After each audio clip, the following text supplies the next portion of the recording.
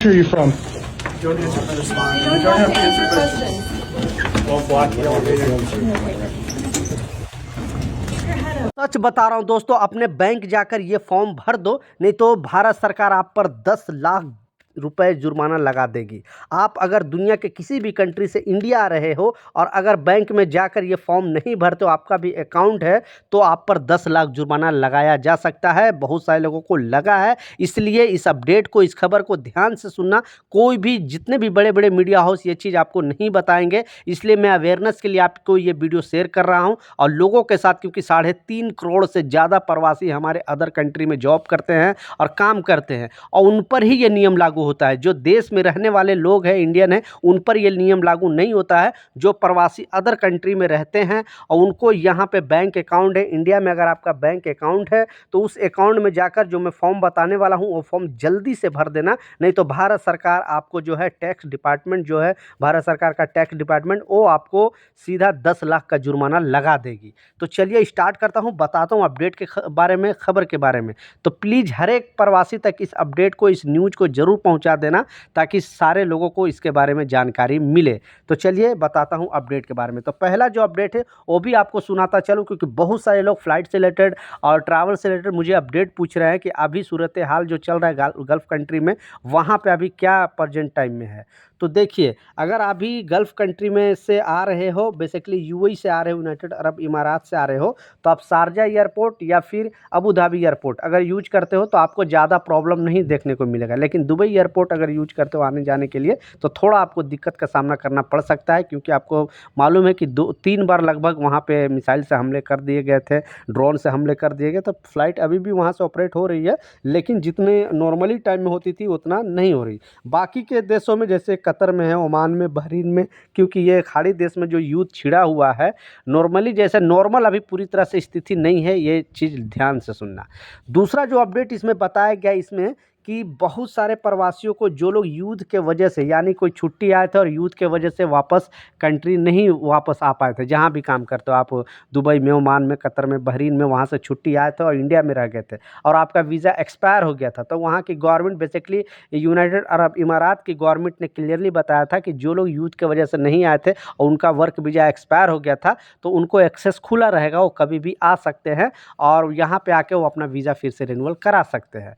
लेकिन उनको ये पता नहीं था कि गवर्नमेंट ने 31 मार्च तक ही टाइम दिया था, यानी 1 अप्रैल के बाद पूरी तरह यूएई गवर्नमेंट बोल दिया है, यानी यूनाइटेड अरब इमारात की गवर्नमेंट, कि अब कोई भी प्रवासी है, किसी भी कंट्री का है और जो उनका वर्क वीज़ा फिनिश हो गया है और अदर कंट्री चल गए थे, वो वापस नहीं आ सकते। अगर उनको आना है तो दूसरी वीज़ा है, वो कंपनी से बोल के वो दूसरा वर्क वीज़ा उनको लगाना पड़ेगा।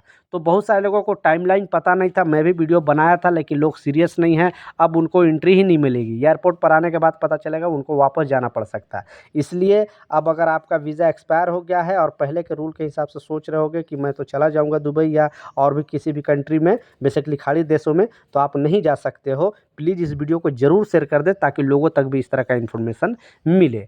लास्ट जो सबसे इम्पोर्टेंट अपडेट है, और ये 3 देश का नाम इसलिए बताया, ऐसे तो सारे देशों के इंडियन पर ये नियम लागू होता है, लेकिन ये 3 देश का नाम इसलिए बताया, जैसे यूएस है, यूनाइटेड अरब इमारात है, सऊदी है, कि इन 3 देशों में सबसे ज़्यादा भारतीय रहते हैं, काम करते हैं। अकेले 5.3 मिलियन भारतीय सिर्फ यूएस के अंदर काम करते हैं, समझ सकते हो। 53 लाख भारतीय सिर्फ यूएस के अंदर रहते हैं। उसी तरह आपको यूएई यानी यूनाइटेड अरब इमारात, दुबई के अंदर 4.3 मिलियन भारतीय रहते हैं, 43 लाख। और तीसरा नंबर आता है सऊदी का, सऊदी अरबिया का, यानी 2.6 मिलियन भारतीय रहते हैं, 26 लाख भारतीय सऊदी अरबिया के अंदर रहते हैं। इसलिए मैं ये 3 कंट्री का नाम बताया, लेकिन जितने भी कंट्री, आप यूरोप के किसी भी कंट्री में काम कर रहे हो, आप कनाडा में हो, यूके में है, यूएस में हो, इटली में हो, फ्रांस में, कहीं पर भी काम कर रहे हो, या फिर खाड़ी के किसी भी देश में काम कर रहे हो, Oman, Qatar, Saudi, Bahrain, Dubai, Jordan, कहीं पर भी हो, सारे लोगों पर ये नियम लागू होता है। और आपने टाइटल और थंबनेल में बिल्कुल सच पढ़ा है कि जल्दी से जाकर अपने बैंक में ये फॉर्म भर देना,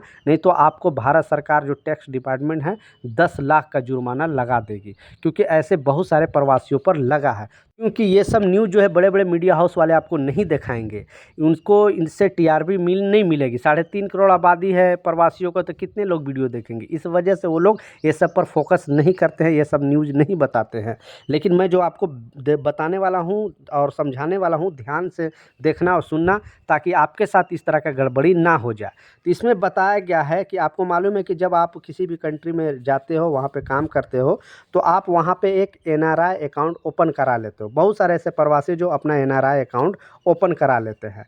तो एनआरआई अकाउंट ओपन कराने का मतलब है कि आप जो भी पैसे वहाँ से भेजते हो, तो यहाँ पे आपको टैक्स नहीं लगता है। कितने भी पैसे भेज सकते हो, कितने भी पैसे लेन देन कर सकते हो, भारत सरकार आप पर टैक्स नहीं लगाती है।